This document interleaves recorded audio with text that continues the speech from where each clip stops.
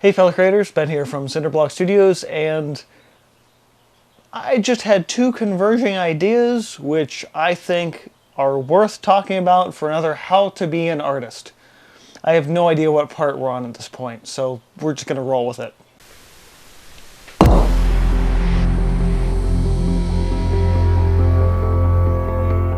So in the past 6 months or so, a whole lot of what you might call OG or old school YouTubers have announced that they're gonna stop making videos. They're retiring, more or less. And partly I find this humorous because they're in their like 30s. They're sort of my age. Like, I'm gonna quit doing this now because I want to focus on family, which I'm not trying to knock in any capacity.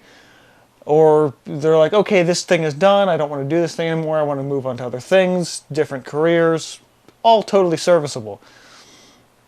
What's struck me about this is that I've thought about it a little bit long term of being like, how long do I run the channel? Not in advance, I'm going to say I'm not quitting anytime soon, but I will say that I do think that finding an end point is something that is understandable and in the grand scheme of things necessary for everyone. I've certainly had thoughts over the years of like, what if like I go to the doctor and they said, hey, you're gonna die in 6 months. It's like, what would you do with your art supplies? What would you do with your art? What would you do with anything that you've created? Like, I think there's at least in my life, I think growing up in like in terms of like the Catholic faith tradition, there's a understanding, at least from a very early age, that you're gonna die, and I think it's one of those things where like the older you get, the more you start to think, like, if you don't have a contingency plan for the things that you care about, your family is going to just do whatever the hell they want with them. Case in point to my late friend Jim Gentner, and who's I did an interview with him a couple of years, about I think 5 or 6 years before he died, and then there was another video I did because his widow Linda gave me a lot of his old art materials, and they're things that I use in my studio to this day now. And I think about that in a lot because, like, for him, art was his thing, and no one else in his family was really an artist, so he had no one to pass that on to.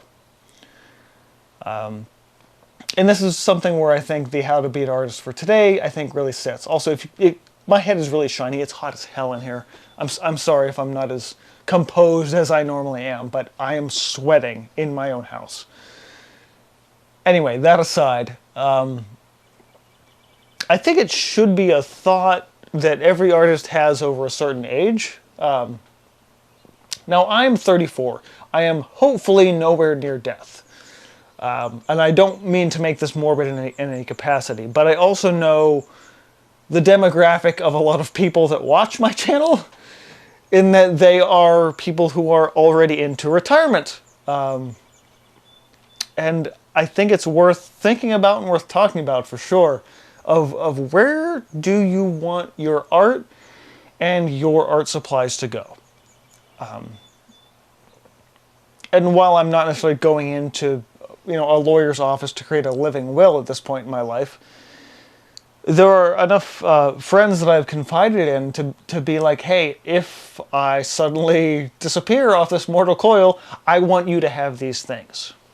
That has no legal binding or anything, but a lot of it has to do with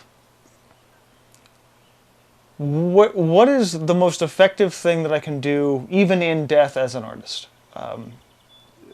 There is certainly a understanding of, as an artist, you don't really become famous unless you're dead. That's been a thing that's reverberated in my head since I was like 8 years old. Like, yeah, the famous artists are the ones that are dead. So, well, the famous artists are the ones that had, like, patrons and got really recognized in their field at the time. And that whole concept is very different now. Like, yeah, you remember the dead artists, but you, like, the popular artists right now are the ones that are also the ones that are living and making a lot of work that resonates with people. But if you're a name that endures, and if you're someone that endures, that has potential, and may seem kind of narcissistic of me to say, but that's all I kind of hope for in life, is that I'm remembered to some degree, and not so much remembered forever. I know it won't be remembered forever. I'm not naive. But I would say within like 2 generations, I still want like let someone's grandkids actually still know who I am. like if my art can survive, at least I would say 50 years past my death, I'd say I've succeeded. I'm not looking for museum credit, but I just I'd like some recognition. Could be a little self-centered to say, but at the same time, I will also say that I think I would say not so much my art so much as my materials, and that's what I was saying before about my late friend Jim. Like I was passed his materials on to him. I'm not a member of his family. I'm a guy that he met about 10 years before he died, and I was at the viewing in his funeral, and there were members of his family that were like, "I've heard about you, and I really wanted to meet you." And I'm like, "Me? Really?" Like I don't get it. But so the whole concept of me bringing this up today and with this How to Be an Artist is because, again, it's these two converging ideas. It's YouTubers retiring, more or less, and what do you do at the end of your life? And I think that is similar. I think the ideas are similar enough to think about.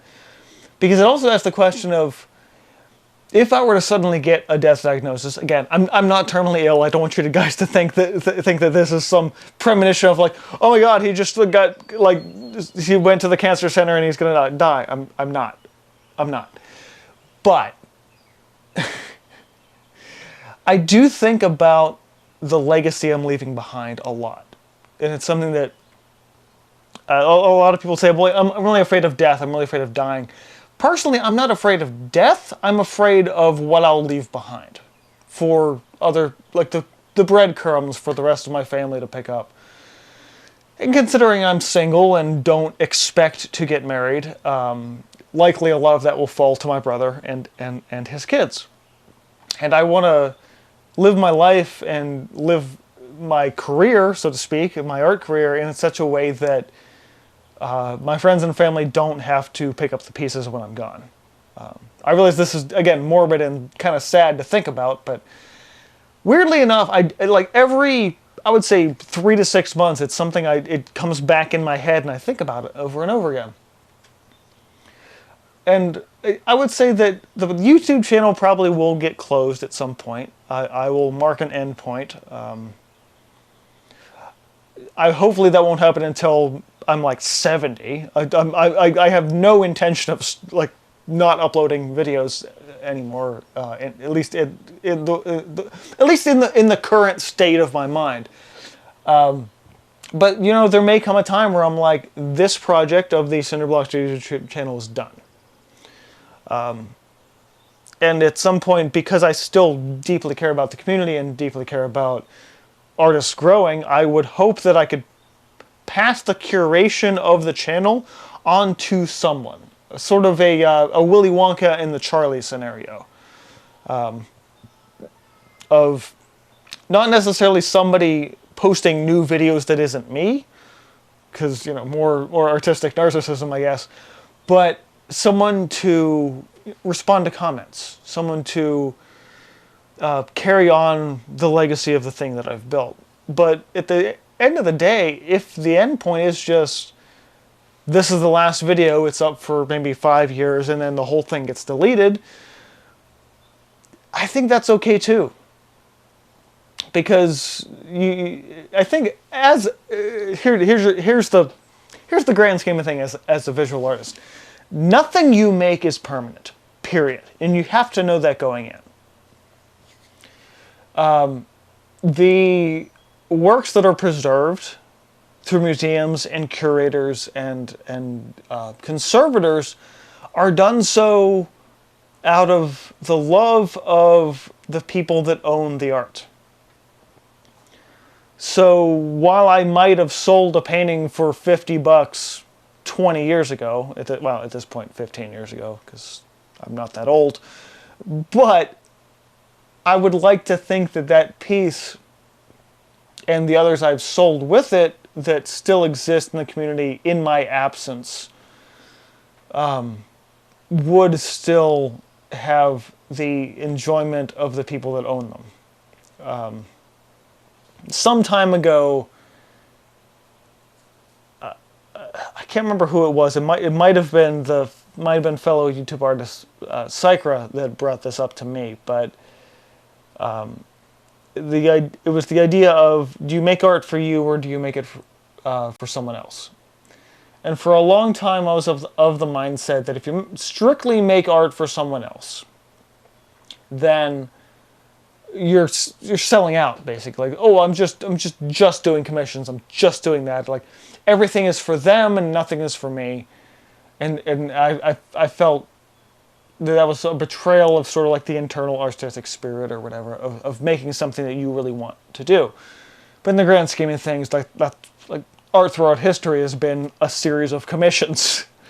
The idea of art for what the artist wants is something that has pretty much only existed since maybe the 1800s, if not early 20th century.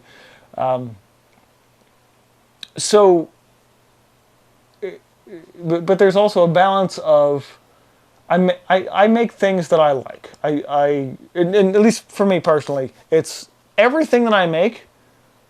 Mostly everything I make. I've done a couple commissions. Almost everything I make is some things that I do that are my way of interacting with the world, of showing other people the lens in which I view the world. And while that is certainly valid, it is also limited to if you can share that with someone else. And so as it was explained to me, it's like you can enjoy the things you make for a while, but at a certain point you have to let that go and let someone else enjoy it. And when I heard that idea of let someone else enjoy your work, like let what you do make the art that you enjoy, but also let it bring joy to other people. And when I learned that, that's when I learned I have to make everything to sell it.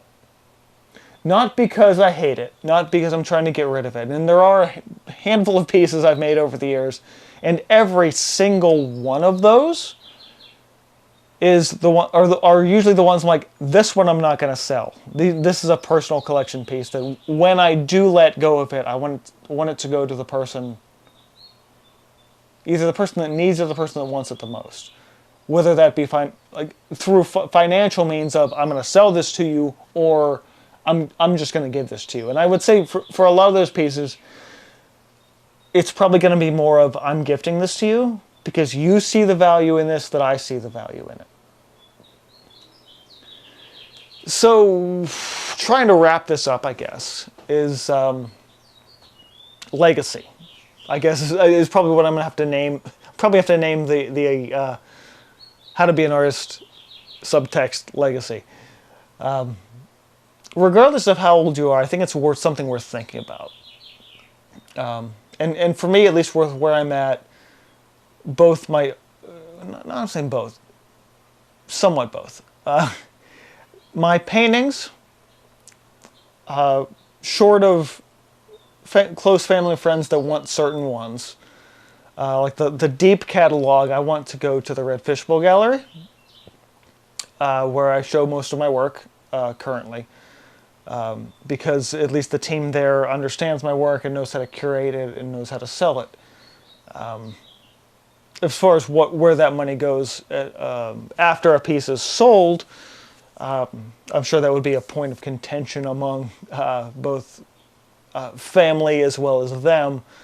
Personally, I would say that I would want that money to go to help pay for things like vendor fees for artists that maybe can't afford a vendor fee. So it's like, hey, we sold one of Ben's paintings for $300, and the booth fee for this event is $100, so we can now use the painting money that was sold for that, and then pay sort of like scholarship money, like pay for up and coming artists to show their stuff. I feel like that's where I would want that money to go. In terms of like my art supplies, in terms of that kind of like where do you send your brushes? Like when my friend died, like I got his brushes. And it's like where do you send stuff like that? I mean, there is a secondhand art store that I frequent called the Center for Creative Reuse, and there are numbers of things like that at that store, but not at the volume of the art supplies that I have. So again, like if I were to die tomorrow, where do I want that to go? And once again, I'm like, I want that to go to artists that will use it. First and foremost would be, again, like friends and family that would and could utilize it. But outside of that, I would push that into the local community. I would say, Fred Fishbowl Gallery, local community art centers. I'm like, I want to spread it as far as I can, so the stuff that I have is utilized and is used by other people. I think for a lot of artists, there could be a point of like, the things that I made should be like a museum exhibit where everybody comes and just looks at it and drools over it. Like, no. I didn't buy, in my lifetime, 1,000 pencils so they could sit in a museum. I want people to use them. I want people to enjoy my work, and I want people to use my materials until they're gone. And let them use them. And I think, again, like with YouTubers retiring and postmarking an end to their channels, like they're leaving, but the channels aren't disappearing, you know. So if I reach an age where I'm not going to post videos anymore, I'll still leave the channel up, but whether or not I can find someone to curate what I leave behind is, obviously up for debate. Again, I'm in my mid-30s at this point. Hopefully, I will continue to upload art videos for the next 30 years.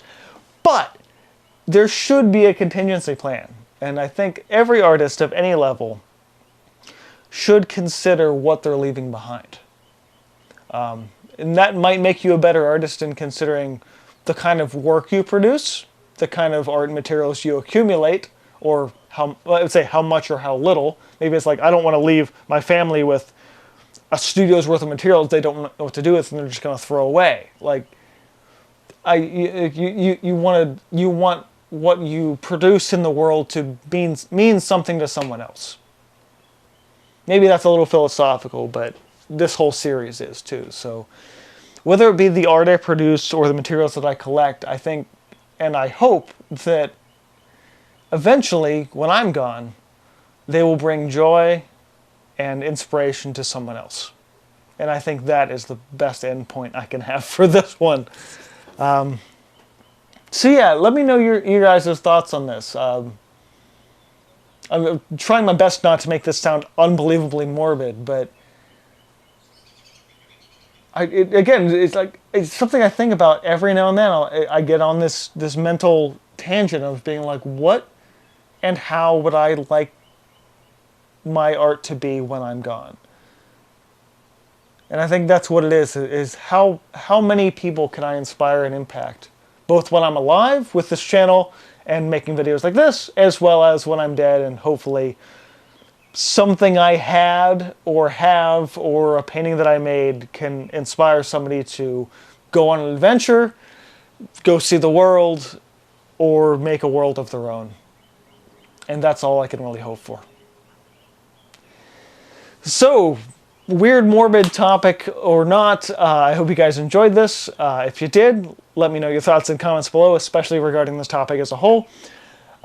Hit the like button if you enjoyed this and want to see more. I think this might be my first How to Be an Artist in like a year. I'm sure I will see it when I upload it and while I'm editing, but thinking about it now, I'm like, man, it's like, I haven't done one of these in forever. Follow me on all socials, also in the description box below. YouTube, this is YouTube. Facebook, DeviantArt for now. Instagram, Kara, in place of Twitter now, mostly. And all the other stuff. Community Discord. I don't know why I'm suddenly rambling all these off. Like, there's a big list of them. Just go check them out. Thanks, guys, for watching. Keep on creating. For as long as you can, for as long as you live. And this has been from Cinder Studios, and I will see you guys next time.